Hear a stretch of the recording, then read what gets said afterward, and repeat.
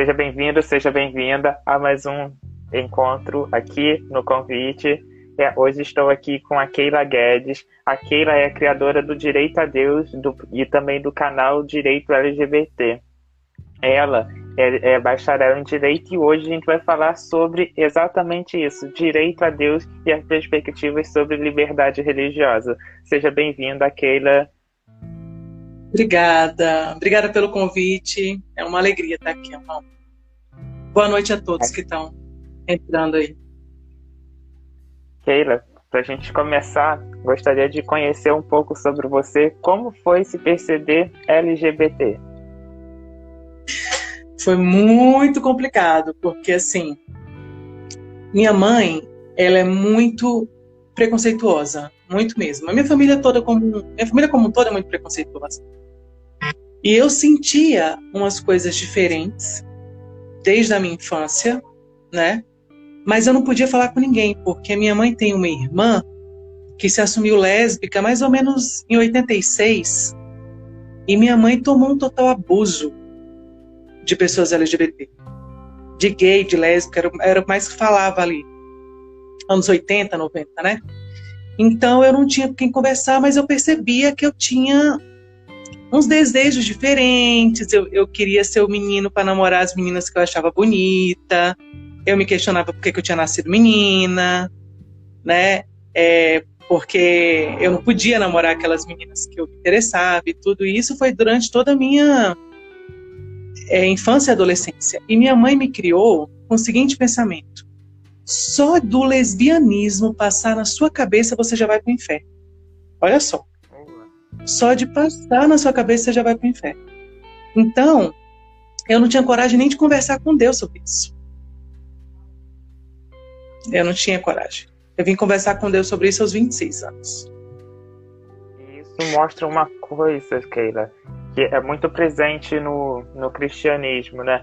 Que é a ideia do simples fato de existir, né? A existência, né? A existência da pessoa quanto LGBT, QIA, já é algo se considerado como aberração, abominação, pecado. A existência da pessoa já é considerado algo totalmente repudiado, né? Exatamente. E aí, o que aconteceu? Respondendo até a pergunta que o Olimar fez aí. Me afastaram sim da minha tia. Vamos dizer assim, dos 5 sobrinhos e netos que moravam lá em Natal, mais próximos, eu era a única que não podia sair com a minha tia. E vim para Brasília aos 13 anos e eu só pude realmente bater o pé e falar agora eu posso sair com a minha tia, ninguém me impede, aos 18. Porque todo mundo dizia que se eu saísse com ela eu ia me contaminar. E engraçado como as coisas se repetem, né? Porque hoje eu tenho 6 sobrinhos e eu não posso sair com eles porque meu irmão falou com todas as letras que não queria que eles fossem influenciados.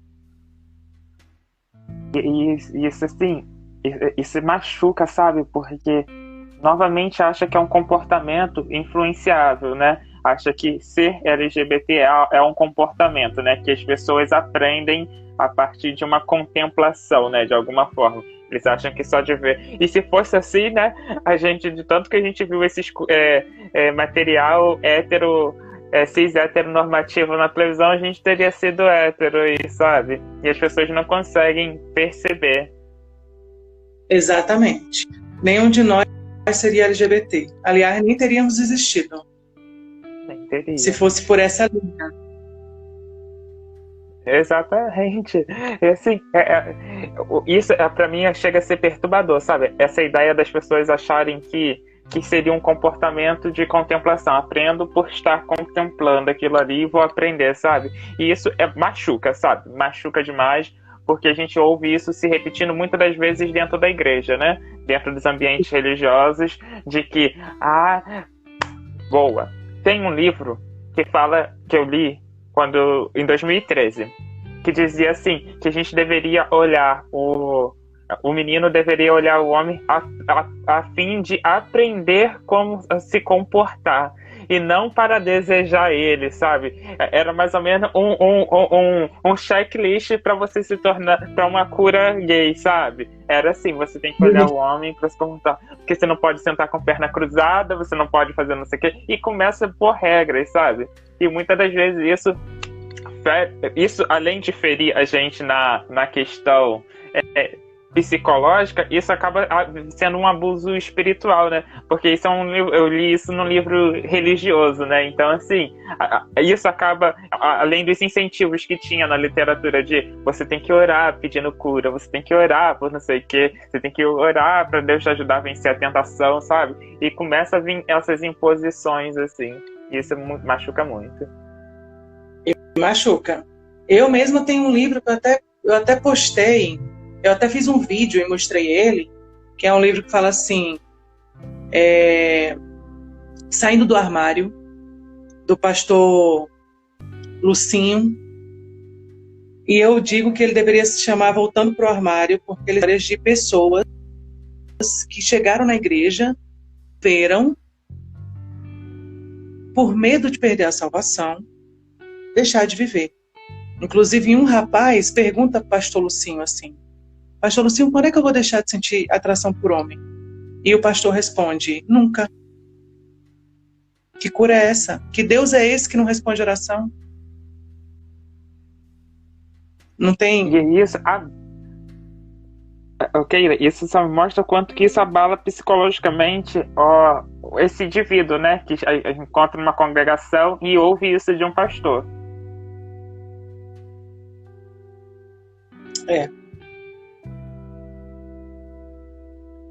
E assim, você me fez lembrar, Keila, de um amigo meu passou exatamente por isso. E ele perguntou para o pastor, para esse dirigente de grupo de LGBTs, né?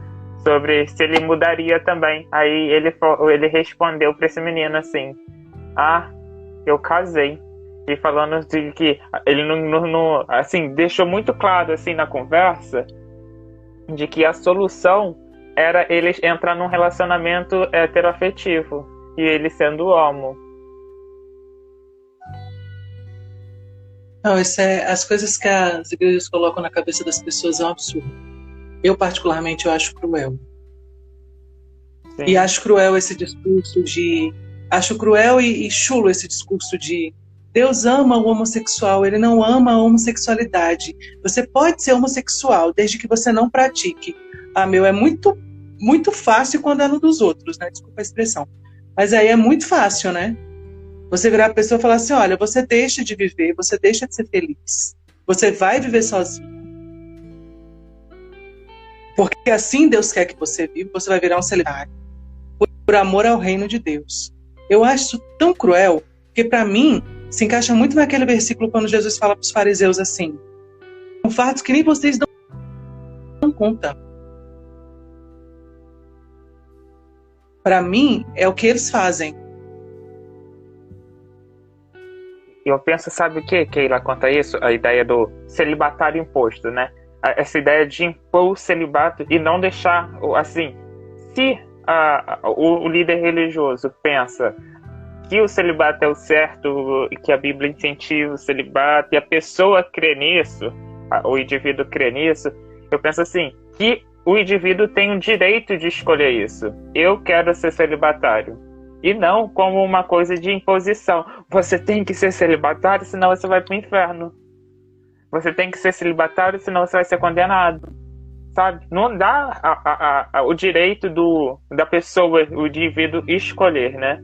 Ter a liberdade de consciência, né? Ser livre para seguir a sua consciência e escolher se quer ser celibatário ou não. Porque acaba nisso também de que... Vamos pensar pela perspectiva de quem acredita que ser LGBT ou a prática sexual seja pecado.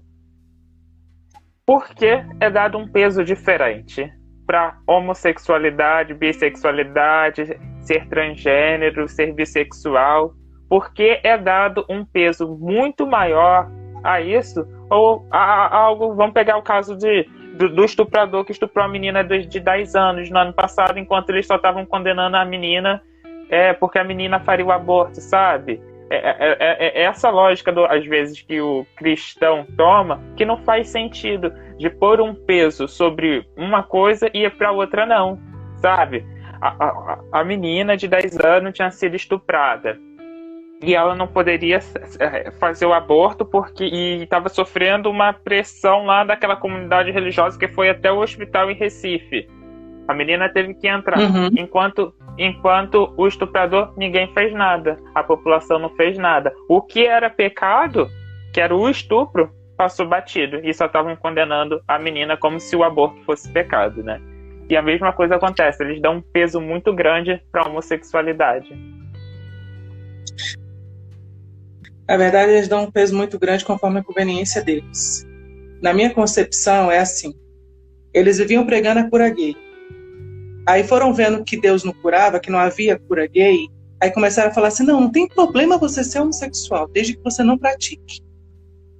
Então é sempre conforme a conveniência deles para continuar aprisionando, para continuar essa expressão mesmo, né? Aprisionando a pessoa dentro daquele pensamento errado de a condenação. Exatamente. Keila, conta pra gente, como que você foi e decidiu criar o perfil Direito a Deus? Então, tudo foi por causa da página do Direito LGBTQI. Eu falo do direito como um todo, né? Dos direitos que vão surgindo para nós. E já tinha um tempo que eu queria compartilhar as experiências que eu tinha com Deus. Mas como é que eu ia compartilhar as experiências que eu tinha com Deus numa página que fala de direito?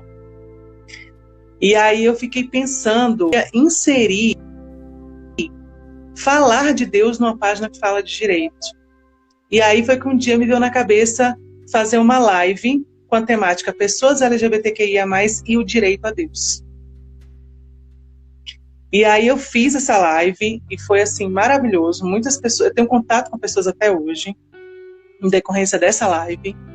E assim, eu vi o efeito que fez nas pessoas. Assisti essa live. Naquele dia a live acabou umas 11 da noite e até 1h30 da manhã eu fiquei conversando com pessoas que me procuraram no direct. E daí, quando eu resolvi mais ou menos, abrir a página para falar especificamente da Bíblia, porque não tem como eu inserir essa temática dessa forma que eu trago aqui na página do Direito LGBT, o nome veio Direito a Deus. E porque é isso mesmo, né? Tipo, a gente traz eu trago na página do Direito LGBTQIA+, exatamente os direitos que a gente vem alcançando e que muitos dizem que a gente não tem esse direito. E não é diferente com Deus, porque eles falam que Deus não nos aceita como nós somos, muitos nos expulsam de suas igrejas, em nome de Deus, né? Então Deus rejeita a homossexualidade. E o que eu trago aqui? Não, Deus não rejeita a homossexualidade. Nós temos esse direito que há anos estão tentando tirar de nós. É essa a intenção do Direito a Deus. E assim, eu acho esse nome muito bonito e impactante, sabe? Porque é isso, eles tentam tirar o nosso direito de ter Deus, de crer num Deus e de tirar o nosso acesso a Deus. Porque assim, não é uma questão de que você não pode ir à igreja. Muitas das vezes é pregado de que Deus não vai te ouvir porque você é LGBTQIA+. Não, porque Deus não vai atender sua oração, porque Deus não está com você, pecador. E como se, assim, vou deixar bem claro para as pessoas que eu não creio que ser LGBT ou a prática da sexualidade seja pecado, não. Assim, na religião que acredita que isso é pecado, eles botam como a gente sendo um pecador diferente deles. É isso, essa é a questão. Que eles tiram a natureza de pecado que a gente aprende na comunidade religiosa deles. No entanto, isso fica mais evidente quando eles vêm com aquela frase que não tem de nada generosa, que eles acham que é a máxima, né, do cristianismo, né, que é Deus ama o pecador e abomina o pecado. e eles não se põem na posição de pecador. Sabe? Não, eles não se põem. Isso é muito complicado, realmente. Eles não se põem. Eu acho interessante uma coisa que eu estava refletindo esses dias. Eu cresci ouvindo que a homossexualidade era o pecado morto. Era o pecado dos pecados. Era aquele pecado que Deus nem ia olhar para sua cara. E todas as passagens que você lê que citam Sodoma, o contexto que se diz é exatamente assim. Porque nem Sodoma pecou tanto quanto o contexto que está escrito. Por exemplo, quando Ezequiel vai falar de Israel, o profeta Ezequiel vai falar de Israel, Ezequiel fala mais ou menos assim, porque nem Sodoma pecou tanto quanto Israel. E quando Jesus vai falar de Sodoma, Jesus fala assim, olha, se lá tivesse sido pregado, tido. Então isso quebra essa visão de que se Sodoma fosse homossexualidade, que a gente sabe que é, Sodoma é a questão da violação da lei da hospitalidade, mas eu estou trazendo aqui o pensamento dos religiosos. Se Sodoma fosse referência à homossexualidade, ainda assim, eles trazem de uma forma que nem bíblica é, porque eles trazem como se fosse o pecado morre, e isso não é bíblico em canto nenhum. Né? Eu estava refletindo sobre esses dias. Eu gosto do contexto de Sodoma, porque assim, as pessoas tentam botar a goela abaixo das outras que Sodoma, o pecado era a homossexualidade. Só que a gente tem Isaías, tem um versículo lá, Isaías 1, falando que o pecado de Sodoma era injustiça social, e ainda faz um apelo para as pessoas ajudarem as viúvas, os órfãos e os estrangeiros, ainda faz esse apelo. Quando a gente para analisar o próprio contexto, vai pegar lá Gênesis 18 e 19, lendo atentamente, vê que Jó vai para frente da cidade em busca de justiça, porque isso na época, para os portais da cidade, era pedir justiça para a cidade. Quando os anjos vão por conta de justiça, porque aquela cidade era injusta. E qual era a injustiça? Não ajudar, não ser hospitaleiro, né? Que não ajudava os órfãos, não ajudava as viúvas, não ajudava... E a gente vê de novo falando sobre isso em Ezequiel, e as pessoas simplesmente querem falar que era a homossexualidade e esquecem de que o que eles queriam fazer com os anjos ali, além de não ser algo hospitaleiro, era estupro, né? Era estupro. E acho que é bom as pessoas ficarem atentas a outra coisa. Não faz sentido ser homossexualidade o pecado de Sodoma, sendo que Ló oferece as filhas para aqueles homens da cidade. Então, assim,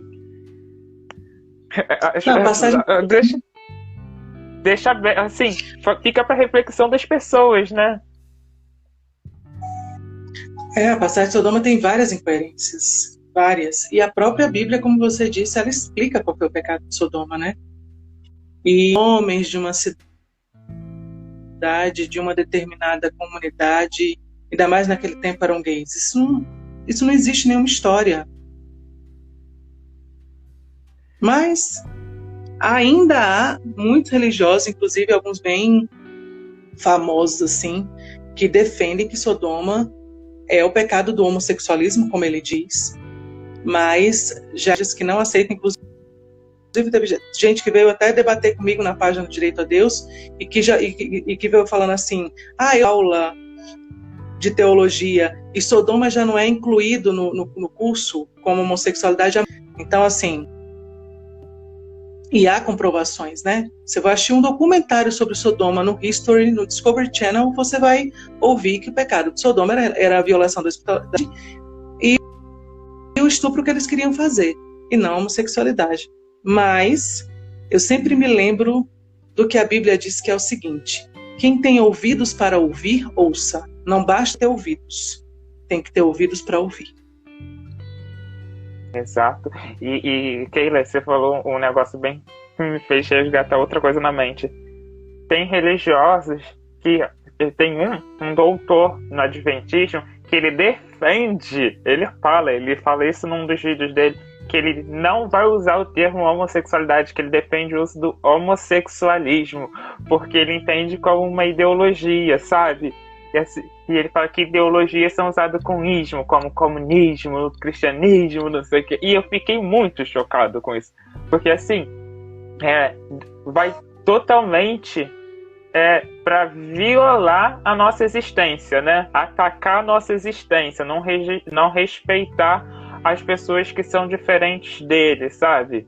E assim, isso vindo de uma pessoa religiosa, uma pessoa influente, isso tem um impacto muito maior, né? Muito maior em quem está recebendo. Ainda mais quando a gente está falando de uma cultura brasileira, onde uma palavra pastoral tem um impacto muito grande.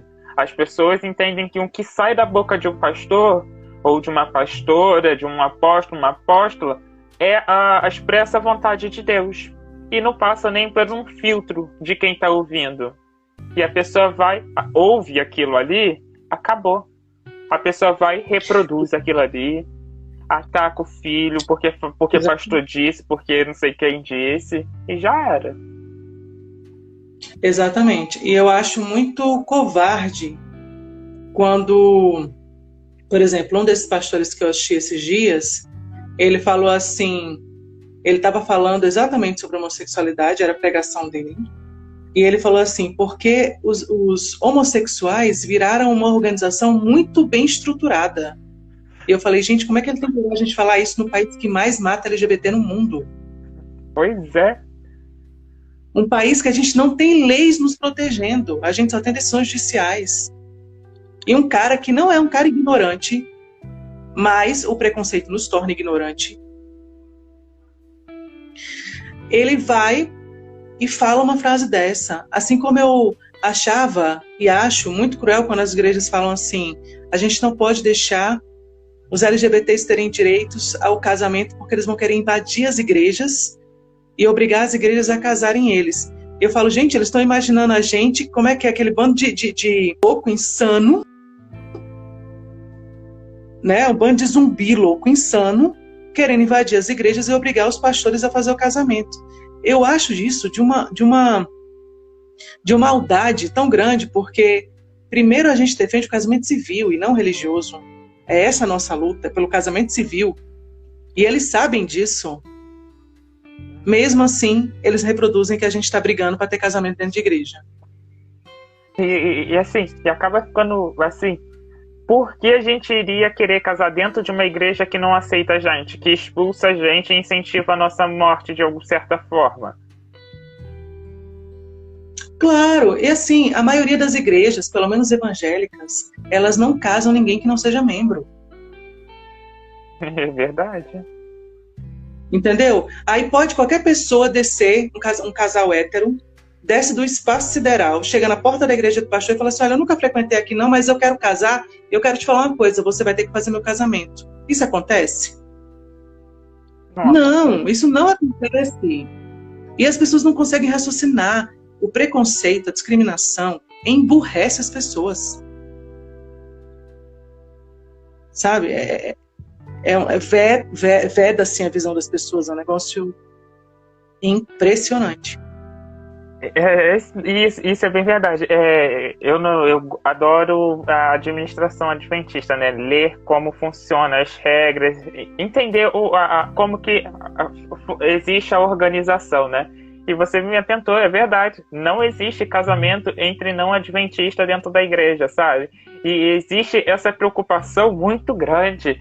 Eu lembro que quando estava tendo o debate lá no início de 2010, 2011, quando estava a discussão para aprovar o casamento civil, eu lembro que os pastores estavam desesperados, falando assim, porque a gente vai ser obrigado a ter que casar gays e lésbicas, porque senão a gente vai ser preso e a gente vai ter que aceitar isso é inadmissível, igreja, a gente tem que acordar, pregar o evangelho, e era de uma, assim, e acaba, e faz uma lavagem na membresia toda, que não consegue ter um pensamento crítico quanto a isso. Não, eles fazem um terrorismo, né? Eu também estava sentadinha, eu ainda frequentava a igreja tradicional desse tempo, e eu me lembro muito bem o pastor falando exatamente isso. As pessoas conseguirem esse direito, porque senão elas vão querer invadir a igreja. E o terrorismo que ele fazia, eu ali do meu jeito, ele está imaginando que isso aqui vai virar a gaiola das roucas. Porque, tipo, é esse terrorismo que ele faz. É esse terrorismo que fazem. E não, a gente só... Que bom que o STF tem tido a sensibilidade de conceder a nós uma vida digna enquanto cidadãos. Tem realmente colocado em prática o que diz a Constituição Federal, né? E as nossas relações estão aí para provar o contrário. Os nossos casamentos estão aí para provar o contrário, para provar que o que a gente quer é uma vida digna. O que a gente quer é viver como qualquer cidadão. Sem desrespeitar, mas também sem ser desrespeitado. Ponto. Sim. E assim, essa briga muitas das vezes pelas pessoas religiosas ou pelas pessoas preconceituosas, né? Porque tem religiosos que entendem os LGBTs, né? Então não vou nem generalizar. Mas as pessoas preconceituosas, elas tendem a tentar acabar com qualquer direito e acham, elas não só acham, elas dizem, né, que isso é um privilégio nosso, a gente querer o direito a casar, ter, caso de morte do cônjuge, ter o direito à pensão alimentícia, ter o mínimo de segurança, sabe, para conseguir incluir o cônjuge no plano de saúde, sabe, são coisas básicas, e as pessoas acham que isso é privilégio. Eles querem, literalmente, quando eles não matam, a pessoa preconceituosa não mata, né, de forma física, elas querem matar de forma psicológica, de qualquer outra forma, sabe? Para acabar com a existência LGBTQIA. Exatamente. E você quer ver, você está falando de alguns direitos aí, mas me fala se existe direito mais básico do que o uso do banheiro. Pois é. Exatamente. E isso foi abordado, a questão do banheiro, acho que a repercussão que teve numa série da Globo, eu esqueci o nome agora, uma que abordava um contexto de escola, Segunda Chance, se eu não me engano, Segunda Chamada é o nome da série, que abordou em um dos primeiros episódios exatamente a questão do banheiro, né? Porque tinha uma personagem trans que queria acessar o banheiro feminino e tinha uma outra pessoa da escola que não aceitava isso, sabe? Eu entendo, assim, que quando isso vem na televisão, para conscientizar, é muito bom. A questão de representatividade, porque as pessoas, a mídia, né, a mídia televisiva é ainda uma forma muito boa de apresentar algumas coisas para quebrar tabus, mas ainda assim a gente vê isso de Deus me livre entrar no banheiro com um homem trans, com uma mulher trans, sabe? É um preconceito sem tamanho. E como você falou, é uma necessidade básica. Exatamente. E é complicado. Eu mesmo, por exemplo, meu pai falou para mim que a gente não deveria buscar o direito a casamento. Meu pai é completamente contrário. E eu falo, engraçado, né? Ele quis casar, mas a gente não pode, né? E é uma coisa mesmo cultural. As pessoas trans eradas porque não vai usar o banheiro, porque imagina um homem, eles falando, né? Entrando no banheiro feminino e tal. Gente, eles têm documentação hoje. Eles têm a possibilidade de transicionar a ação com tudo bonitinho. As pessoas não querem aceitar. Quando eu trouxe a postagem de Bíblia e transgênero, aquela semana foi uma semana de enxurrada de mensagem LGBTfóbica que eu recebi. A frase menos pesada que eu ouvi, eu acho que foi assim: para de falar merda. Do tamanho do pessoas. Como o Marcelo falou, a desumanização. E assim, não sei como que tá sendo para você receber esses comentários, mas logo assim, quando eu comecei há 3 anos atrás, quase, nossa, já vai fazer 4 anos já. Quando eu comecei em 2017, isso me impactou muito, porque eu não estava preparado ainda para receber as mensagens, né, esses ataques. Porque, assim, num primeiro momento, foi no momento que eu estava saindo do armário, eu estava me entendendo, eu estava compartilhando as coisas que eu estava conhecendo, eu também estava compartilhando com as pessoas, né? E aquilo vinha aqueles comentários de que eu ia pro inferno, abominação, de que eu estava compactuando com o mal, sabe? E assim, eles não pensam que tem uma outra pessoa humana ali por trás, sabe? Não, eles... Eu penso assim, a internet botou a pessoa numa condição de que elas se acham intocáveis, né? E acha que ela tem o direito de tocar na existência do outro, agredir, falar mal, tudo virtualmente, que elas estão protegidas. Exatamente. Aí entra a questão do que eles confundem muito, né? A liberdade religiosa, ela é uma coisa assegurada pela Constituição. Fala. Você tem a sua liberdade de crença, a sua liberdade religiosa, inclusive proteção aos locais de culto, suas liturgias. Mas a Constituição também, ela estabelece a igualdade de todos sem qualquer tipo de discriminação. Assim como ela estabelece que o Brasil tem como um dos princípios a dignidade da pessoa humana. E aí, o teu direito religiosa acaba quando começa o meu direito, a liberdade religiosa ou a liberdade de consciência, que engloba a liberdade religiosa, mas também a liberdade de não ter qualquer tipo de crença ou religião.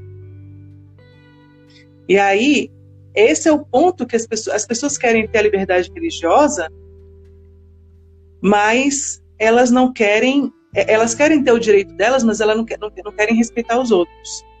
E aí vem o discurso de ódio, aí que eles não querem aceitar que é um discurso de ódio, e que aquilo que você crê, a sua fé, o ódio, a discriminação pelo próximo. São coisas completamente diferentes. Mas eles querem botar... Não, pode concluir. Não, pode concluir. Não, eles querem botar num pacote só. Se eu posso te atacar. Eu posso proteger o meu filho que bateu num gay na rua. Ou que bateu numa pessoa trans na rua. Porque, afinal de contas, se Deus abomina essas pessoas, por que meu filho não pode bater nelas?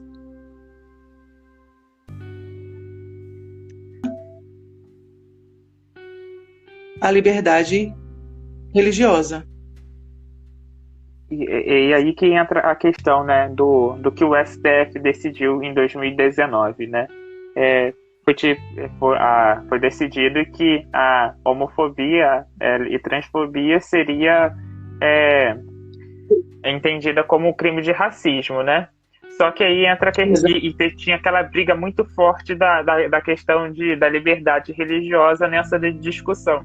E foram decididos que, assim, entre o lado pior e o melhor, ainda até que foi uma decisão teve um certo equilíbrio, né? De que falou assim, tudo bem a religião pregar como doutrina dentro da sua igreja, mas isso não pode sair dali, né? Que é quando fala que pode pregar, mas isso não pode ser um incentivo à discriminação e ao preconceito. Foi a decisão deles em 2019. Aí a gente vê casos como o do ano passado da senhora e do rapaz da rodoviária, que a senhora fala que ia matar ele em nome de Deus, porque ele é LGBT, sabe? E a gente vê, opa, essa religião não está cumprindo o papel dela, né? A partir do momento que se tornou discriminação e preconceito, já acabou a liberdade religiosa, já é crime, né? Já é crime de racismo, né? Que é o enquadrado. E é muito engraçado porque eles são preconceituosos, acham que Deus ratifica o preconceito e a discriminação. Mas uma amiga minha tem uma filha que com 10 anos de idade, ela tinha já uma cabeça muito aberta apesar de viver numa casa em que os pais são evangélicos, ela tinha uma cabeça muito aberta. E nessa discussão, ela virou para o pai com 10 anos e falou assim: pai, você está querendo dizer para mim que Deus é preconceituoso? E o pai não soube responder. Não soube responder mesmo. Virou para a mãe e falou assim: resolve daí. Sabe? Eles querem, ao mesmo tempo que eles querem trazer a imagem de um Deus que é preconceituoso e discriminador, e esse Deus chancela, ratifica tudo que eles fazem e que eles falam. Se eles falarem que Deus é preconceituoso, como é que eles vão falar assim: pode ser homossexual? Você só não pode praticar homossexualidade. Você me fez lembrar outra coisa, Keila, dentro disso. Que foi em nome de Deus que foi defendida a escravidão, né? E a gente vê tudo o que a gente vê de preconceito com as pessoas negras até hoje. Foi em nome da Bíblia que a gente teve o nazismo, que foi, assim, usando a Bíblia para acabar com a existência dos judeus e também dos LGBTs da época. Quem não sabe, procure sobre o Triângulo Rosa. Vocês vão saber sobre os homossexuais que foram mortos naquela época. Eles eram identificados nos seus uniformes com um triângulo rosa no bolso. Assim, tudo usando a Bíblia. E as pessoas não conseguem ver isso hoje. Acho que também é porque as pessoas não estudam nem a história, né? Muitas das vezes, aí a gente vê um problema estrutural total, né? Porque muitas das vezes não tem professor na escola pública para ensinar história, às vezes o conteúdo não chega, mas é muito importante estudar sobre o período do nazismo, porque vocês vão ver que vai além da crueldade que fizeram com os judeus. Foi uma crueldade com um monte de gente, foram com as minorias que existiam na época, não só com judeus, com pessoas de outras religiões também na época, com LGBTs, e foi um massacre, sabe? E isso tudo tinha apoio de igrejas, tinha apoio de igreja nessa época, que iam lá e davam apoio, tinha apoio das pessoas religiosas também, e usavam a Bíblia, né? E usavam a Bíblia para defender essas atitudes, igual acontece hoje. Usam a Bíblia para ainda defender diferença salarial entre homens e mulheres. Ainda hoje usam a Bíblia para falar que mulher não pode não pode estudar tanto, porque o homem é o cabeça. Ainda usam a Bíblia para defender um pensamento desse. Usam a Bíblia na questão de LGBT, usam a Bíblia para falar que a pessoa não pode divorciar, usam a Bíblia para tudo que eles acham que não é certo.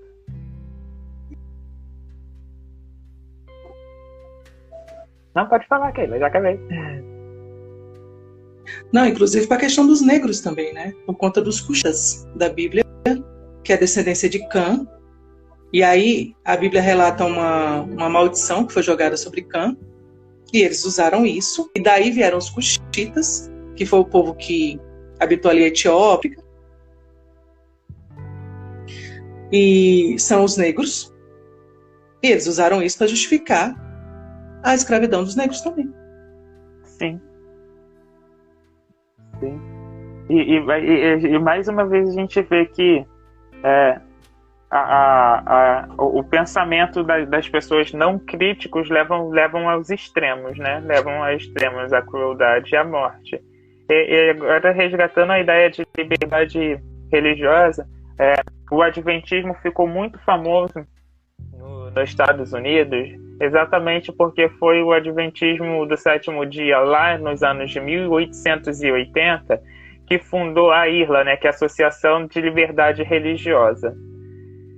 E ela ficou famosa porque ela tem a declaração, né, que é direito de todo indivíduo adorar conforme sua consciência.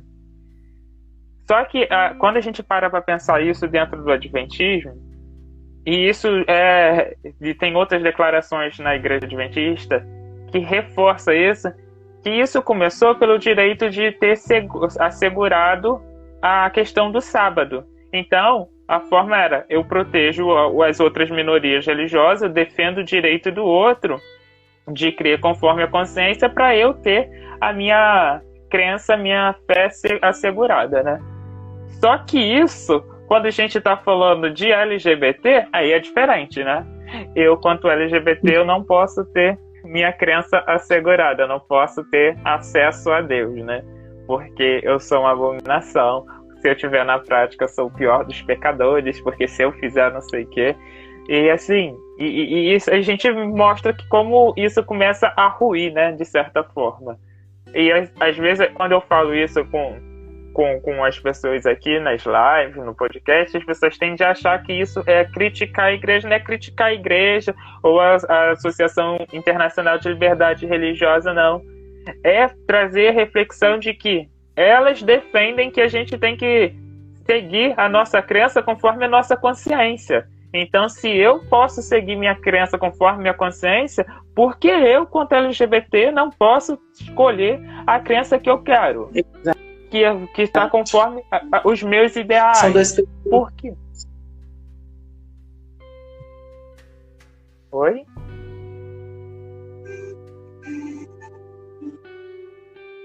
Voltou? Acho que deu uma travada. Voltou, travou e voltou. É isso, sabe? Porque eu não posso crer conforme o que eu acredito. Essa é a questão que eu quero jogar para as pessoas, sabe? Porque muitas das vezes a gente é induzido a crer de uma forma que nos mata, sabe? Nem é uma questão de assim, porque a gente tem que fazer o certo, a gente tem que se abnegar de algumas coisas. Não é isso, não. É tirar exatamente. Da mesma forma que a instituição religiosa tem o direito dela criar as doutrinas dela de eu como instituição posso não querer que tenha determinada padrão de pessoa aqui. Ela tem o direito dela, ela criou isso, ok, está assegurada pelas leis, né? Tá, né? Mas a pessoa que não consegue entender isso, que a religião acaba adotando um processo higienista, sabe? É muito sério. Porque assim, se você não é igual ao que eu estou falando, joga fora. Se você não tem tal característica, joga fora. É isso que é feito com a gente muitas das vezes. Quando é um padrão que nem sei se é possível alguém entrar dentro desse padrão que é estipulado pelas religiões e querem tirar os LGBTs. Muitas das vezes são os LGBTs que não são bem-vindos nas comunidades religiosas. Sim. E é muito, muito complicado essa questão do padrão, né? Que você está falando aí. Porque Jesus é o padrão que eles queriam.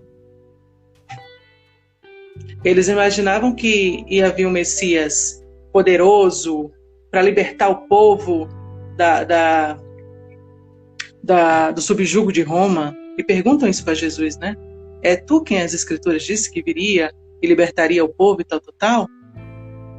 Eles esperavam que Jesus viesse nessa performance de chegar, revolucionar e blá, blá, blá. E Jesus veio trazer uma nova aliança. Jesus não se enquadra. Pelos religiosos. Pelos religiosos? E todas as vezes que eu recebo ataques LGBTfóbicos, eu penso assim, calma. Se fosse Jesus, seria a mesma coisa. Então, relaxa, porque se Jesus foi crucificado, quem é tu na fila do pão? Exatamente. E como que funciona, Keila, a liberdade religiosa em contexto de lei aqui no Brasil? A liberdade religiosa na Constituição do Brasil. Então, a liberdade, que é o direito de você, faz sentido para você, como fé, ela é protegida constitucionalmente, né? Como eu falei, e os locais de culto também. Só que a Constituição não protege só a liberdade religiosa, mas ela protege também a liberdade de consciência, que abrange, é mais ampla. E por essa liberdade de consciência, você vai viver da forma que te parece a melhor forma, independente de isso ter como consequência uma crença religiosa ou não. E as duas coisas são protegidas constitucionalmente falando, sabe? E aí entra a questão que estão colocando, né, que a Tati está colocando aqui, que é a questão da laicidade. A questão da laicidade é assim, ó, o Estado, ele não ignora, ele não vai ser contra, ele não vai interferir na tua crença. Mas o Estado, ele não deve ser usado para imposição de alguma crença. Não é muito o que a gente vê. Até porque o nosso Congresso Nacional tem uma bancada evangélica enorme. A Câmara Legislativa do Distrito Federal tem uma bancada evangélica enorme. E, infelizmente, as leis passam por eles. E, infelizmente, ao invés de eles pegarem a opiniãozinha deles e exercerem o papel deles de promover, de pessoas que deveriam promover o bem-estar de todos, sem qualquer tipo de discriminação, que usam, enquanto representantes do Estado, se usam daquele papel, daquele cargo que eles exercem, para levantar a bandeira religiosa deles e dizer assim, se a minha religião não concorda com o que você faz, eu também não concordo, já aqui atuando enquanto agente do Estado. E é que entra a problemática, a grande problemática do negócio. A liberdade, ela existe? Ela existe, mas ela não pode ser usada como escudo para discriminação, para retirada de direitos de cidadãos, para discurso de ódio. E aí tem vindo o STF e tem falado assim, olha, você pode exercer sua religião numa boa, mas isso não te dá o direito de querer tirar o direito de outros cidadãos assim como você, que são cidadãos assim como você. Entende? E assim, é uma coisa tão que as pessoas tão não percebem, que quando a gente vê na época de período eleitoral, que eles falam que a pessoa está fazendo a campanha, fala que elas estão lá para representar a religião delas, sabe? Para defender os direitos cristãos, para defender os direitos dos evangélicos. E que direitos são esses que os evangélicos podem ter que as outras partes da população não pode? Se eles estão lá para defender um direito dos evangélicos em específico, não seria um privilégio para eles? Sim, eu me lembro muito bem. Eu me lembro muito bem ali, quando eu era adolescente, na igreja, os pastores falando assim, a gente que Deus coloque homens evangélicos no poder para que a igreja, olha a justificativa, para que a igreja não seja perseguida.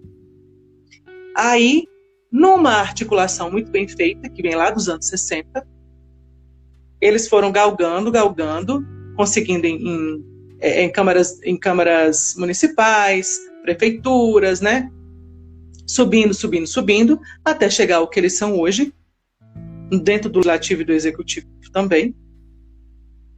E ao invés deles promoverem o bem que eles pregavam, que eles queriam promover, no sentido de evitar perseguição, eles resolveram perseguir.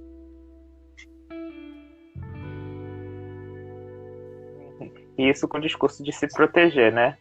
É bem a frase, né? O sonho do oprimido é se tornar opressor, acaba acontecendo. Nossa, isso cabe demais. Isso cabe demais para todos eles.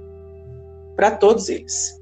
Sei aonde que eles encontraram a Bíblia fundamentação para colocar gente representante de Deus no poder.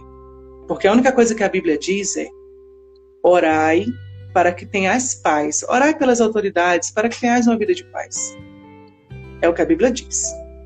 Em momento nenhum, a Bíblia, em nenhuma parte da Bíblia, há uma ratificação para esse pensamento de querer colocar representantes de Deus.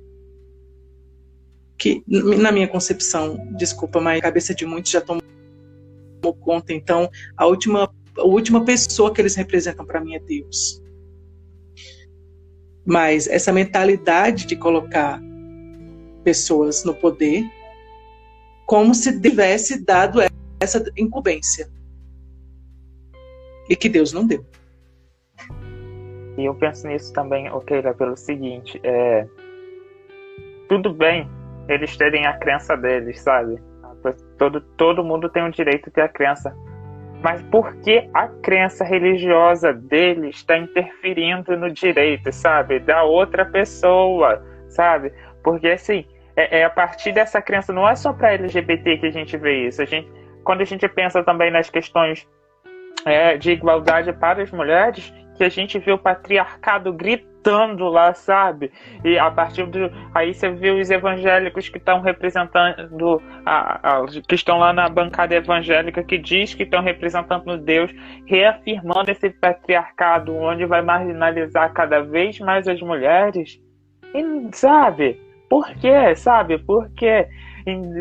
Por que eles estão defendendo isso? Aí a gente vai e ouve de novo, porque o homem é a cabeça do lar. E isso pra mim é a coisa mais absurda, que muitas das vezes a gente vê esses evangélicos que às vezes acabam tendo uma notoriedade política e depois vão pra televisão, aí você vai ver algum vídeo deles, vai e sai essas pérolas de porque o homem é a cabeça do lar, então o homem que tem que levar a família, tem que sustentar a família. E muitas das vezes a gente vê esses mesmos evangélicos com representação aí, falando que mulher não tinha nem que trabalhar, sabe? É umas coisas assim, incabíveis, sabe? E a gente só vê cortando os direitos, né? Cortando os direitos da população. Sim. E é bem o que a Tainá falou, assim, eles representam qualquer coisa, menos Deus. E é muito interessante essa coisa do machismo, do patriarcado, porque duas passagens deveriam significar pelo menos alguma coisa para as pessoas. É que quando é anunciado o nascimento de Jesus, a vinda de Jesus, não foi anunciada a José, foi anunciada a Maria. Jesus se dirigiu a uma mulher. Ela não se dirigiu a José se dirigiu a Maria. E quando foi para anunciar que Jesus tinha ressuscitado, Jesus se dirigiu a Maria Madalena. Não foi a nenhum dos outros homens. Não foi a nenhum dos marmanjos. Foi uma mulher. Algumas passagens bíblicas deveriam significar alguma coisa para as pessoas. Mas a cultura está tão enraizada, que as pessoas não querem enxergar. E a escolha, né? É uma questão de escolha. Não querem ver. Pior é isso, é que eles não querem ver o que está ali.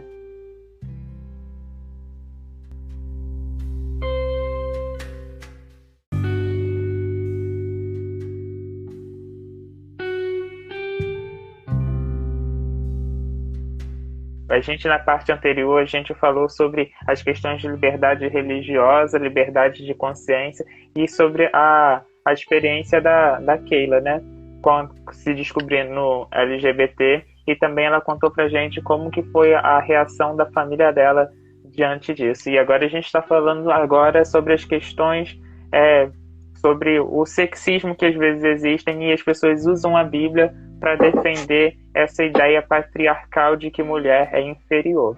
Sejam bem-vindos e deixem a pergunta de vocês aqui que a gente vai respondendo vocês conforme a gente for lendo aqui os comentários de vocês. Sejam bem-vindos. Isso. Jonathan, me deram só um feedback, pediram só para você, quando fizesse alguma, só falasse mais devagar, porque às vezes o vídeo está travando e as pessoas não estão conseguindo entender tudo. Perfeito. Isso serve para mim. Perfeito. Pois é, a gente estava falando dessa questão, assim, eu reflito muito nesse ponto, porque nesse ponto de como Jesus se comportava, porque por exemplo, quando Jesus foi falar com a mulher samaritana, os discípulos se escandalizaram com aquilo, porque ele estava falando com uma mulher, ainda mais samaritana, né? E então Jesus ele veio realmente também também fora de um padrão. Aliás, a própria família dele era fora do padrão. Até hoje se discute se Jesus teve irmão ou se não teve. Se Maria teve outros filhos ou se não teve. Jesus é filho de uma mulher, mas não é filho do pai. Imagina isso no contexto daquela sociedade. Para nós tem um sentido, mas imagina isso no contexto daquela sociedade. Né? É assim. Então, assim, eu acho que foi uma reflexão além. Acho que foi quando a gente começa a pensar sobre a família de Jesus, ou as famílias ditas padrões bíblicos, né? A gente vai e começa a olhar que nem todas as famílias estão dentro desse padrão que eles querem pôr pra gente hoje, né? Se a gente for pensar, vamos pegar a família de Adão e Eva, né? A gente tem lá o primeiro caso de assassinato já na primeira família, né? Então a gente já viu algo já que estava destruindo o lar da época, né? Entre aspas, né? Algo que já mostra isso. Aí a gente começa andando pela Bíblia, né? A gente vê a questão de Ruth e Noemi, que era sogra e nora, família. A gente continua andando pela Bíblia. A gente pega a história de Esther. Quem criou e cuidou de Esther foi o tio. Foi Mardoqueu. A gente começa andando assim, a gente começa a ver, a família padrão bíblica que eles chamam, não é bem assim. Tem vários modelos de família bíblica. A gente vai lá para o Novo Testamento, a gente tem a história de Jesus, a gente tem a história dos 3 irmãos, né? Lázaro, Marta e Maria. Maria e Lázaro. Sim. Que diz expressamente que era uma família que Jesus amava. Sim. A gente continua vendo, tem mais família. Timóteo, Lloyd e agora eu esqueci o nome da mãe de Timóteo.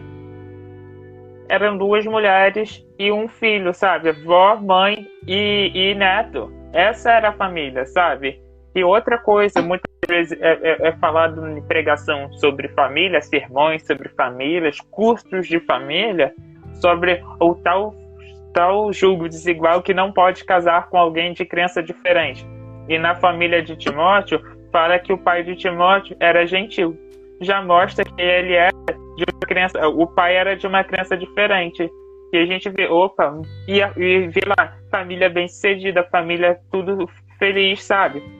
E às vezes a gente fica com essa ideia muito forte de que, olha, tem que ser assim, tem que ser assado. Aí, vamos pegar um outro exemplo, que isso daí que deveria chocar as pessoas. Davi foi o homem segundo o coração de Deus. A gente está cansado de ouvir. Mas ele mandou matar o amigo para ficar com a esposa do amigo. Ou se a gente for pensar... Oi? Ele mandou matar Urias para ficar com Batseba. Se a gente for parar para pensar anterior ainda, quando ele era casado com Mical.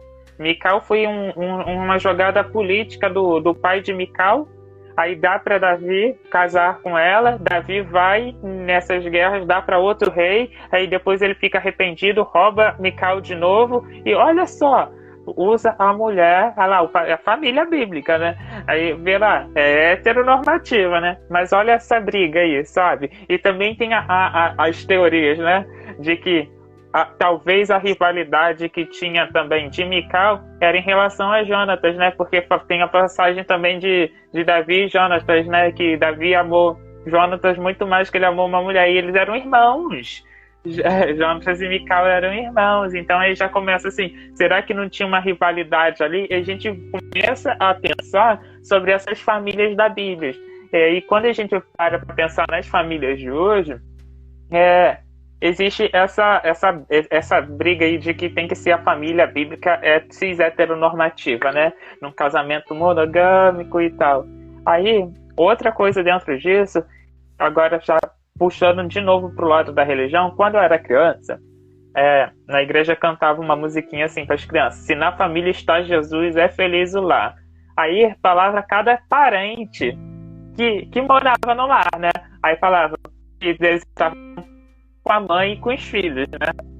E eu lembro de um episódio em que a criança, lá na igreja, começou a chorar por conta dessa música, porque ela não era criada pelo pai e pela mãe. Ela era criada pelos avós.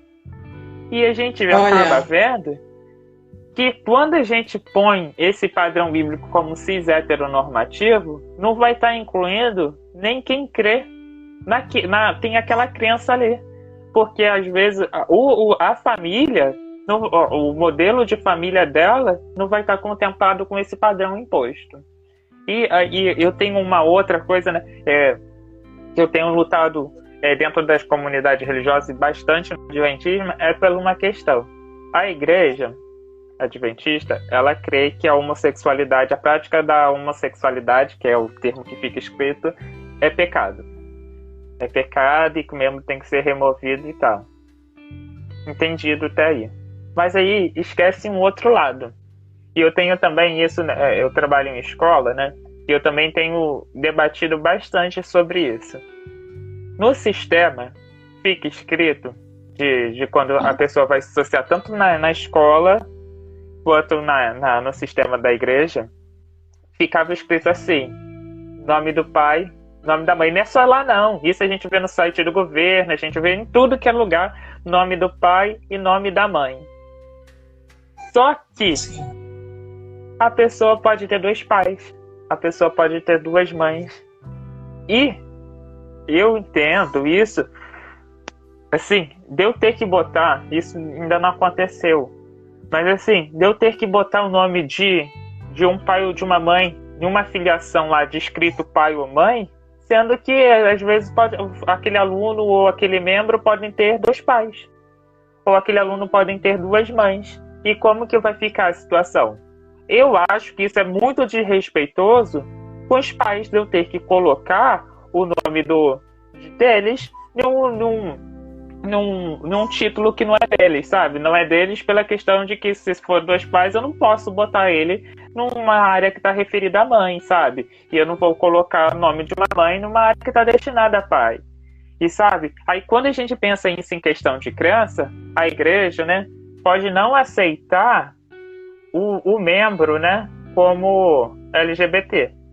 Ok. Mas se o filho desse membro, que é filho de um casal homoafetivo, quiser congregar naquela igreja e ser batizada, como que vai colocar o nome desses pais ou dessas mães no sistema? Porque lá não dá abertura. Sabe? A questão vai além. Acho que a gente tem que pensar a questão de família para além do que eu creio. Mas é da questão de eu dar respeito e dignidade para as outras pessoas, mesmo que eu creia diferente, sabe? E isso é muito sério. Eu acho que quando vocês que estão ouvindo a gente começar a pressionar e questionar isso, as mudanças vêm.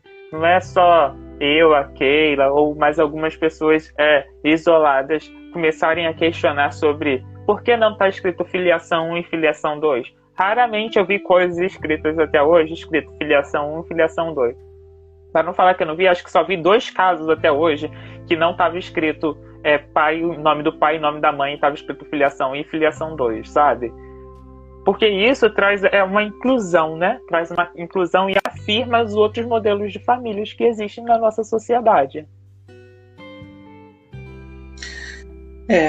Na verdade, todo o sistema padronizado no contexto social, ele é excludente, né? Ele vai excluir alguém em algum momento, e realmente ainda é uma coisa que a gente não vê muito nos formulários, filiação, né? Ainda continua pai, mãe. Colocar aqui, por que não falar adulto responsável? Eu acho que adulto responsável a gente cai em outra questão, porque eu não sei, que você pode até explicar pra gente, se você souber sobre isso, porque os pais podem ser menores de idade e não são considerados adultos, né? E como que fica com a palavra adulto responsável, sabe? Para mim, deveria usar filiação, que é o que está sendo mais requisitado, porque se refere às 2 partes. Porque aí o adulto responsável entra no que você falou. E se por um acaso for um menor? Bom, aí o menor vai ter o adulto responsável por ele. Mas eu não sei, acho que adulto responsável, eu prefiro a expressão filiação.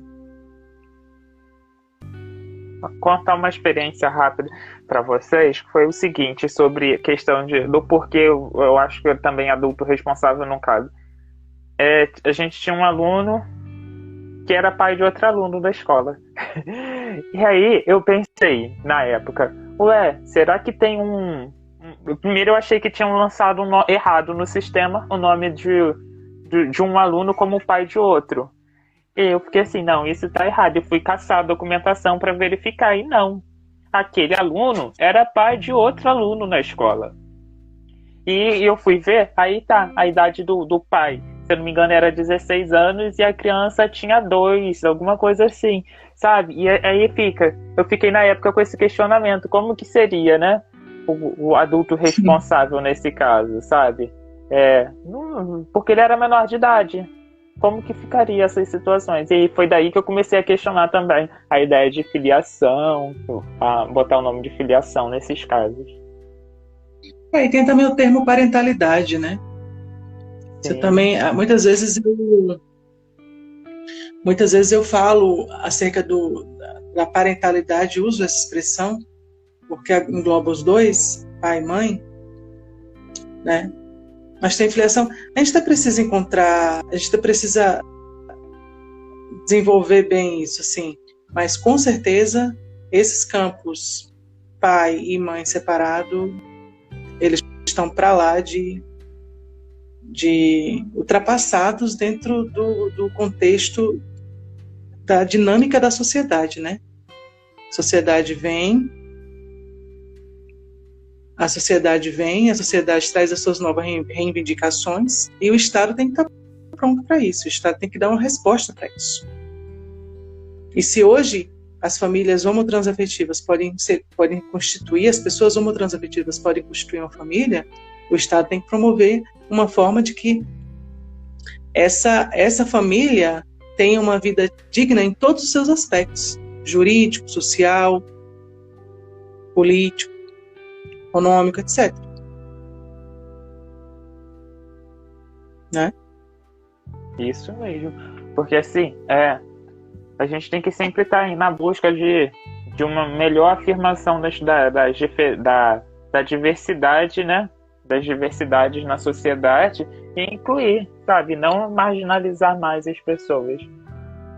Keila, eu quero muito agradecer por você ter vindo aqui hoje, aceitado o convite de estar aqui com a gente, compartilhar o seu conhecimento, e já quero deixar um novo convite para a gente vir aqui falar de novo e a gente falar sobre os direitos LGBTQIA no próximo mês, sabe? Gente, dentro da sua agenda, dentro da sua disponibilidade, para a gente bater esse papo, porque acho muito importante que as pessoas que estão aqui nos acompanhando, elas entendam, sabe? Que elas têm direitos, como que foi a conquista desses direitos também, porque muitas das vezes as pessoas não sabem e também nem sabem que tem esses direitos para elas, e que elas entendam, e quando elas verem iniciativas como a sua de falar sobre direito, elas entendam a importância disso e reconheçam, e para que outra coisa, tenham mais pessoas, né, que falem sobre isso. Como eu estava conversando na semana passada na live com a reverenda Ana Esther, que era o seguinte: às vezes a gente fica muito isolado dentro das redes sociais, porque é um perfil só que está falando sobre determinado tema, e a gente não quer esse espaço para ser só meu ou só seu. A gente quer que mais pessoas tenham coragem, que mais pessoas sintam a vontade de fazer essas iniciativas para levar mais conhecimento. Porque quanto mais representatividade a gente tem, mais pessoas vão se sentir acolhidas, mais pessoas vão se sentir representadas, mais pessoas vão ter coragem de ser elas mesmas. E assim, quando eu vi na época o seu perfil Direito a Deus, eu senti um calor no coração, sabe? Assim, é isso, a gente precisa de falar disso, defender o direito da pessoa poder crer, da pessoa poder falar sobre as crenças dela. E quando eu vi também seu perfil sobre direito LGBT, que eu conheci primeiro o direito LGBTQI, eu também me senti muito bem acolhido, sabe? Porque eu saber o direito que eu tenho, eu saber como eles foram conquistados, poder compartilhar isso é muito importante. É muito importante. Então, Keila, quero muito agradecer por essa oportunidade de você estar aqui e ter transmitido o seu conhecimento para nós. Imagina, eu fico muito feliz com suas palavras, feliz mesmo. Eu realmente, as 2 páginas assim, foram um desejo que veio no meu coração e eu consegui concretizar, e eu estou feliz com as 2. E você me daria 5 minutos para trazer uma reflexão? Claro. Algumas pessoas podem estranhar, porque quando você para falar, ainda é assim, infelizmente, né? Quando você para falar de determinados contextos da Bíblia e trazer esses contextos sem a condenação de ainda se traz muita estranheza sobre, mas espera aí, como é que é isso? Como é que é isso que há séculos não se fala, não, é assim que a gente faz? Há séculos se diz que os homossexuais não, há séculos se diz que a Bíblia condena. De onde é que sai? De onde é que surgiu essa tal de teologia inclusiva? De onde é que vem isso? E aí eu queria trazer uma reflexão. Jesus vem no seu ministério, traz uma nova aliança, é crucificado, e ele traz o ensino de que aquelas práticas antigas de circuncisão, de sacrifício de animais não precisariam mais ser, porque o sacrifício pelos pecados seria feito nele próprio, e ele morreria na cruz do Calvário por nós, e a nossa salvação seria pela graça, né? E aí, Jesus morre e os discípulos começam a pregar, vem o livro de Atos. Mas achavam, ainda ali no livro de Atos, que a salvação era só para os judeus. E aí tinha toda uma questão envolvida, né? Porque para ser judeu no Velho Testamento tinha que circuncidar. Se não ia mais fazer a circuncisão, então como é que os gentios iam se tornar judeus para poder alcançar a salvação? Era mais ou menos esse pensamento que os apóstolos tiveram naquele momento de achar que a salvação era somente para os judeus e não para os gentios. E ali traz um relato que eu acho muito interessante, que a Bíblia fala de Cornélio. E quando a Bíblia fala de Cornélio, a Bíblia fala assim, que ele era um homem temente a Deus e que fazia orações e esmolas. E quando Deus aparece a Cornélio, é falado assim para Cornélio, Cornélio, a oração subiu aos céus. E nesse mesmo momento, Pedro é visitado, naquela passagem que apresenta o lençol, que aparece para Pedro, com vários animais, e é dito para Pedro assim, Pedro, mata e come. E Pedro fala assim, eu nunca comi nada impuro, Senhor, eu não vou comer isso. E a voz diz de novo, Pedro, mata e come. Ele se nega 3 vezes no céu. E aí Pedro está lá se indagando o que era aquela visão. Enquanto isso, Deus está falando com Cornélio e está dizendo assim, olha, Cornélio, as tuas orações, manda buscar Pedro lá na casa de Simão Curtidor, que ele vai te ensinar algumas coisas.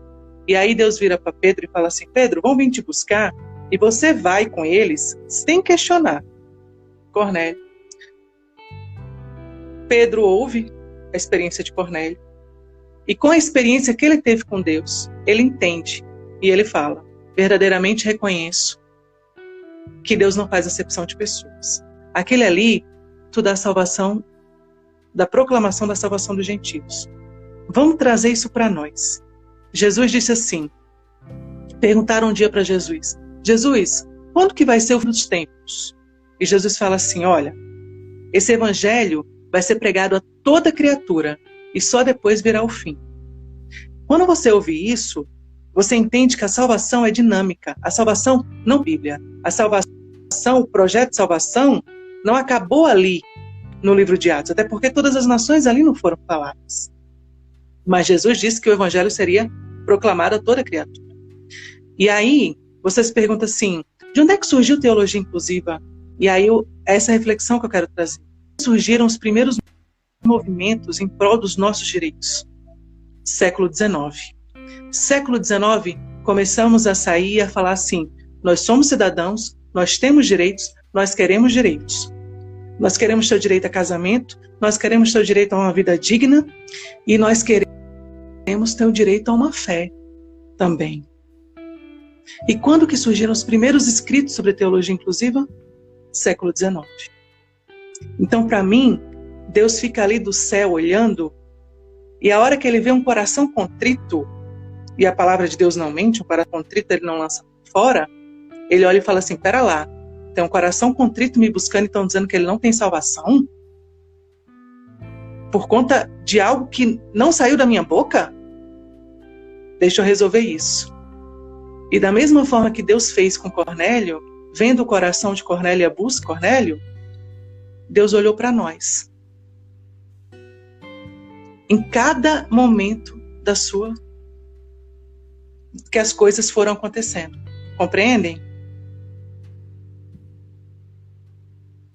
Sim. E então, para mim, é isso que acontece conosco hoje. Deus olhou para nós, olhou pessoas que buscavam a Ele, viu tanto de LGBT que se suicidou achando que Deus não aceitava e falou assim, basta. Basta. Um coração contrito eu não lanço fora. Deixa eu ensinar para vocês o que a minha palavra realmente quer dizer. E aí vieram os estudos da teologia inclusiva. Muito obrigado. Essa reflexão que Muito eu queria trazer, porque às vezes as pessoas ficam se questionando, né, de onde é que surgiu isso. E elas esquecem de pensar na ordem das coisas. Muito obrigado, porque é isso que às vezes a gente... Essa é a importância do seu canal e do meu, do Danilo também, que tem o Gay Cristão, sabe? A iniciativa como Kinship, Evangélicos, esses perfis, é para mostrar que Deus não desistiu da gente, que Ele tem um chamado pra gente e Ele reconhece a gente como filhos dele, sabe? Mesmo que as pessoas tentem dizer que nós não somos filhos dele, nós somos filhos dele, sabe? E Jesus morreu por todos nós, sabe? Muito obrigado pela palavra e espero que vocês que estão acompanhando a gente também tenham se sentido contemplado por essa palavra que a Keila deixou pra gente. Keila, muito obrigado por ter estado aqui conosco hoje. E mês que vem você está aqui de volta com a gente. Eu aceito, o convite já está aceito, só agendar o dia. Obrigada a todo mundo que entrou, obrigada a todos os meus amigos que entraram, seguidores que entraram. Tainá, linda, obrigada também. Você sabe a importância que você tem e é isso, gente, obrigada de coração.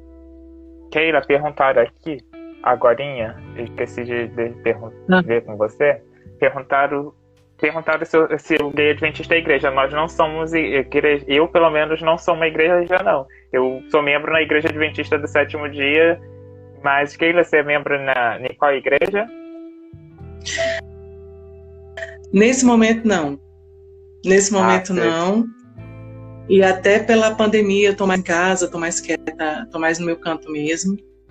É muito interessante porque eu fiquei preocupada com isso, assim, falei, nossa, agora quieta em casa, a gente se sente meio isolado, né? Mas eu tenho recebido tanto retorno de pessoas que têm falado assim, olha, eu só queria que você soubesse que eu orei por você essa noite. Gente que segue a minha página do Direito a Deus. E quando eu ouvi isso, eu virei para a pessoa e falei assim, isso para mim é corpo de Cristo. Corpo de Cristo não é a denominação. Corpo de Cristo é a gente estar ligado no propósito. E você, de repente, lembra de alguém que viu na sua vida. E Deus, de alguma forma, te desperta e você ora para aquela pessoa.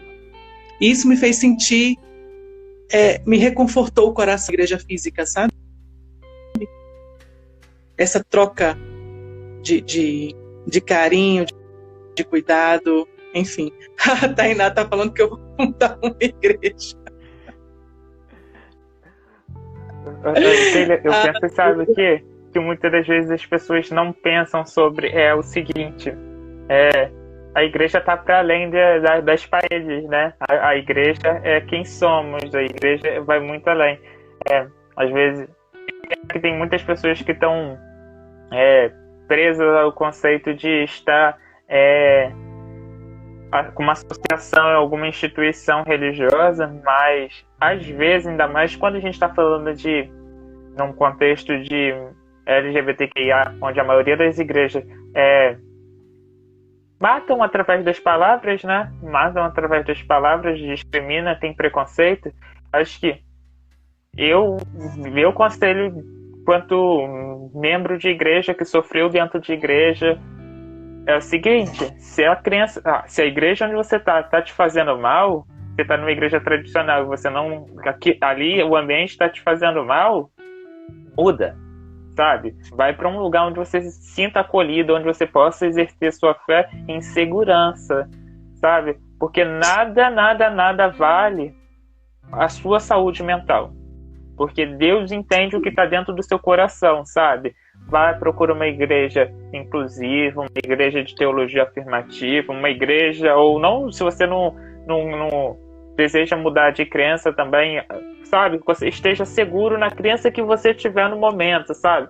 Você se sinta acolhido e não ficar se machucando por querer se manter num ambiente onde não te querem, sabe? Eu sempre esse conselho, porque às vezes eu acho que um dos ensinamentos que a gente pode ter hoje, nesse contexto de pandemia, eu vi uma imagem logo no início da pandemia, no perfil do Next Pastor, né? Que ele botou as ovelhinhas, né? A ovelhinha com da cor da bandeira trans, a ovelhinha da cor da bandeira LGBT, uma ovelhinha de pelo preto e uma ovelhinha de pelo cinza e uma ovelhinha de pelo branco, todas numa tela de computador. E a frase dizia que agora elas estavam se sentindo acolhidas. Se as pessoas não conseguiram entender o conceito disso, era o seguinte nessa imagem: o ambiente físico estava matando essas ovelhas. O ambiente físico pode matar os membros de uma igreja. E o estar distanciado era o que estava fazendo esses membros, essas ovelhas, né, como estava representado, a se reconectar com Deus. Porque as pessoas que estavam excluindo ela não estavam ali mais para marginalizar essas pessoas, né? Essas ovelhas. E ali elas estavam se sentindo seguras. E esse é o que eu tenho no meu coração para dizer para quem está ouvindo a gente. Se você não está se sentindo confortável, procure um culto online de uma igreja que te faça bem. Procura músicas que você gosta, religiosa ou não, coisas que vão te trazer uma paz, vai te trazer uma calmaria, que vão alimentar a sua espiritualidade, sabe? E não deixar ficar preso a um conceito de uma igreja de 4 paredes para você poder exercitar a sua fé. Porque a nossa comunhão é o que eu sou com Deus, e não o que as pessoas acham que eu sou com Deus, ou o que as pessoas veem quando eu estou dentro de uma igreja, né? Porque eu já começo a contar quando a gente está fora da igreja. Porque quando a gente está dentro da igreja, que a gente passa 2 horas assistindo o culto, é muito fácil seguir um padrão, né? Seguir o que a comunidade espera da gente. O que realmente importa para Deus é o que tem aqui dentro do nosso peito, que é o nosso coração, né? Então é esse o meu conselho para vocês. Eu acho que é isso mesmo. Eu gosto muito das reflexões do Naked Pastor, muito mesmo. Acho que ele traz umas coisas muito boas. E eu vou te falar uma coisa, Jonathan. Uma oração todos os dias é para que Deus dê sabedoria em dobro aos pastores de igrejas inclusivas. Porque as pessoas já chegam muito machucadas nas igrejas inclusivas. E muitas vezes, alguns pastores reproduzem a mesma coisa que os pastores reproduzem nas igrejas tradicionais. E uma oração que eu tenho feito, eu faço mesmo, todos os dias, é que Deus dê sabedoria e graça em dobro, para que eles saibam e que eles saibam cuidar e pastorear. Acho muito importante isso, de verdade, porque o contato que eu tenho com os LGBTs que vêm aqui, ou que vão saindo, porque, para quem não sabe, a gente tem um link do pequeno grupo que a gente debate uma vez na semana sobre algum assunto que pode ser ser problemático para a nossa crença religiosa, a gente tenta desconstruir de alguma forma, né? E às vezes eu conversando com essas pessoas, a gente vê o quanto que eles já foram machucados pelo sistema religioso, né? E que a dificuldade que acaba causando deles voltarem a um ambiente religioso, às vezes estrutural, e às vezes a ferida foi tão grande que às vezes essa pessoa não consegue mais, ela tem dificuldade de se relacionar com Deus, porque as representações de Deus que a gente vê dentro da comunidade religiosa machucam, ferem e faz com que a gente não se sinta digno de estar com Deus, de falar com Deus, de poder procurar a Deus. Muitas das vezes essas pessoas não têm nem coragem de fazer oração porque elas não se acham dignas de orar a Deus, sabe? De conversar com Deus, ter um relacionamento com Deus. E isso é muito sério, Sim. Isso é muito sério. Então, assim, vou passar a fazer da sua oração a minha oração também, para que dê sabedoria em dobro às pessoas que lidam com pessoas LGBTQIA. Uma coisa eu entendi, para mim fez muito sentido. Quando Deus viu sendo expulsas, as pessoas LGBT sendo expulsas da igreja tradicional, Deus falou assim: então, eu vou fazer abrir igrejas que aceitam elas, e vieram as igrejas inclusivas. Para mim, esse foi o pensamento de Deus. Então, as igrejas tradicionais perderam por isso. Certo? Elas botaram para fora quem Deus não colocou. Mas se as igrejas inclusivas passarem a fazer a mesma coisa, elas vão estar dentro do mesmo, reproduzindo a mesma coisa, elas vão estar fazendo a mesma coisa que Deus não pregou, que Deus não mostrou. E eu sempre acredito que Deus tira aquilo que Ele dá e você não sabe valorizar. Não sei se eu falei muito profundo agora dentro do meu pensamento, mas eu entendi. E é essa a minha oração que eu faço, sim, porque as igrejas precisam saber acolher. Você consegue entender uma igreja que diz ser inclusiva e expulsar alguém da igreja? O nome dela é inclusiva, mas ela expulsa. Não, sabe? Assim, não faz nem sentido. Para mim não faz. Exato, oprimindo se torna opressor. Então, são produções, círculos viciosos que vão se formando. E aquela prática que você via tanto na igreja tradicional, você reproduz. Mas Deus já te deu um ensino. Porque Deus não poderia ter simplesmente descido ali nas igrejas tradicionais: vem cá, Silas Malafaia, vem cá, Ed Macedo, vem cá vocês, vem cá, que eu quero falar. Assim como fez com Pedro? Não poderia? Poderia. Mas Deus falou assim: não. Eu vou dar para eles um ambiente acolhedor. E aí a gente precisa enxergar a importância disso. As igrejas e os pastores inclusivos precisam enxergar a importância disso, a seriedade disso para Deus. Porque são vidas que realmente vêm muito machucadas. E por todos os machucados que passaram, muitas vezes são pessoas que vêm com muitos traumas.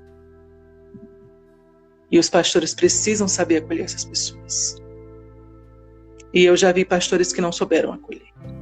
Inclusivos, pastores inclusivos, que não souberam acolher. Eu oro por eles também. Eu acho isso muito triste. Realmente é muito triste. E sim, o que a Tainá está falando, muitos deixam, e como já foi falado ali em cima, teve alguém que falou: eu não estou indo na igreja inclusiva, porque eu passei por isso na igreja inclusiva, e a Tainá está falando, por isso que muitos desistem de procurar a igreja. E eu vou ser sincera, você acha que Deus está te condenando por isso? Tá não, meu bem. Não tá não, Deus não está te condenando porque você não está indo para a igreja, porque você passou por uma situação de humilhação, ou de ser destratado. Você está em uma coisa que Deus sabe é do seu coração.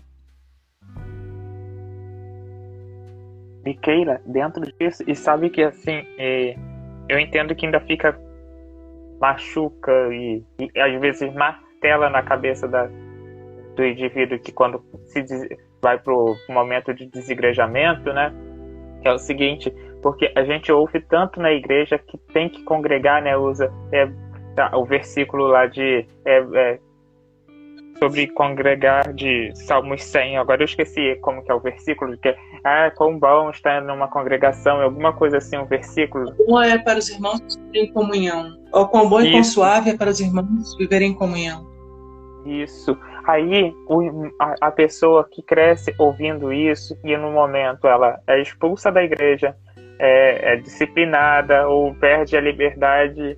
Eu esqueci, tem um outro termo que costumam usar na igreja para falar que o membro não vai poder participar mais daquele momento ali. Eles acabam marginalizando aquele membro, tira o direito dela de adorar, né? Porque muitas das vezes o membro não pode cantar mais na igreja, o membro não pode mais pregar na igreja, o membro não pode participar do momento de ai, que gato mais fofo, não pode participar do momento de Santa Ceia, não pode fazer um monte de coisa, e vem e fala quão suave é que o irmão andar em união, né? Então, como que vai ficar essa situação, né? Como que fica? Como que eu vou me sentir bem e confortável dentro de uma comunidade, sendo que eu não estou sendo bem-vindo ali? Exato. Exatamente. Mas eu acho que tem muito da cultura que a gente aprende que a Igreja de Cristo é uma coisa denominacional e física. E é como eu falei, ela não é. E essa experiência do direito a Deus, a página do direito a Deus, tem me feito ver muito isso. Eu tenho me sentido nessa que esse salmo diz, ó quão bom e quão suave que os irmãos vivam em união. Não é uma coisa física. Para mim não é uma coisa de um ambiente rígido ali físico, sabe? Para mim é a mesma oração que Jesus fala assim, olha, naquilo que depender de vós, tende paz com os homens. Para mim tem um sentido de vida tanto dentro de igreja, mas fora, não necessariamente dentro de igreja, entende?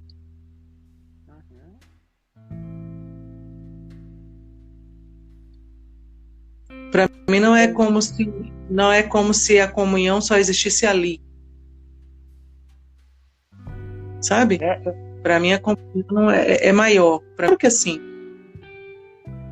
muitas pessoas sentem falta de um ambiente físico para congregar. E para mim, isso hoje vai muito mais de cada um. Tem gente que precisa estar ali. Eu confesso, talvez as pessoas, porque eu sinto falta. Mas eu sei que isso não limita a minha comunhão com o corpo de Cristo. Entende? É isso. Esse é o ponto, Keila. É importante o relacionamento com Deus. Eu também entendo a questão da comunhão, né, com o irmão, né, pelo seguinte, somos seres sociais, né, a gente tem essa necessidade do contato uns com os outros, mas aí a gente volta de novo pro pensamento, né, de se esse ambiente está me fazendo mal, não é melhor ir para um outro ambiente onde eu me sinta melhor acolhido, sabe? Se aquele ambiente está me prejudicando, não é melhor... Porque às vezes a gente tá literalmente dando murro em ponta de faca, sabe? Batendo, e a gente tá só se machucando. Porque às vezes o pior, achando que Deus quer isso. E o pior, achando que Deus quer isso. Bem isso, a gente acaba achando que a gente que tá errado, a gente tem que se corrigir para estar naquele ambiente, porque todos os outros são daquela forma, né? A gente começa a achar que todos os outros estão certos e só eu sou o errado dentro daquele ambiente, sabe? E não. E a gente acaba achando que a gente tem que fazer sacrifício de carne, né? Nós temos que nos sacrificar para ter uma comunhão com Deus, sabe? A gente tem que... não... Eles estão me repreendendo porque eu tenho que me corrigir. A gente acaba achando que isso é um ato de misericórdia de Deus, sabe? Essas repreensões que a gente acaba tendo. E às vezes a igreja vai falar, somos você falou da igreja inclusiva, né? Na igreja adventista, a gente usa o termo de somos uma igreja acolhedora, que não sei o quê, mas acolhe quem? Acolhe até quando? Até que momento que eu sou acolhido lá? Sou acolhido até eu não me declarar ou me afirmar quanto LGBT, QIA, sabe? Eu sou acolhido até aí, né? Depois daí, aí já começa, né? Já começa a subir as paredes, subir paredes para eu manter minha comunhão ou manter minha associação com uma determinada instituição. Aí começa, sabe? Porque, assim, de verdade, eu, quanto adventista, eu, nesse tempo todinho de igreja, eu só ouvi um momento na igreja, uma pregação. Eu tenho 23 anos que eu estou na igreja, só ouvi uma vez uma pregação, que nem foi numa pregação, foi em um outro momento, num culto, que for abordar a sexualidade. Só uma vez, sabe? Então, eu vou botar num lugar que eu fui privilegiado de nunca ter ouvido isso na minha igreja própria, sabe? Mas tem gente que ouve isso semanalmente, condenação contra a sexualidade, sabe? O quanto que essa pessoa vai ficar machucada dentro daquela fé, sabe? Tem isso. Isso me preocupa, de verdade. Às vezes a gente se disfarça de igreja acolhedora, inclusiva, afirmativa, e a gente reproduz. É isso que você falou. A gente reproduz exatamente a ideia de discriminar, marginalizar e excluir quem é diferente. Sim. A gente próprio discrimina, reproduz essa discriminação. Infelizmente. Keila, quero muito agradecer novamente por você ter ficado aqui esse tempo com a gente. E no mês que vem a gente vai estar aqui de novo para a gente falar sobre direito LGBTQI. Para levar conhecimento para vocês que estão aqui e a gente passar mais esses momentos agradáveis com vocês. Show! Pode contar comigo que mês que vem estamos juntos de novo. Obrigada mais uma vez a todo mundo que ficou. E obrigada pelo convite. Nada. Eu que quero agradecer. Beijão, gente. Tchau, tchau. Até a próxima. Tchau, gente.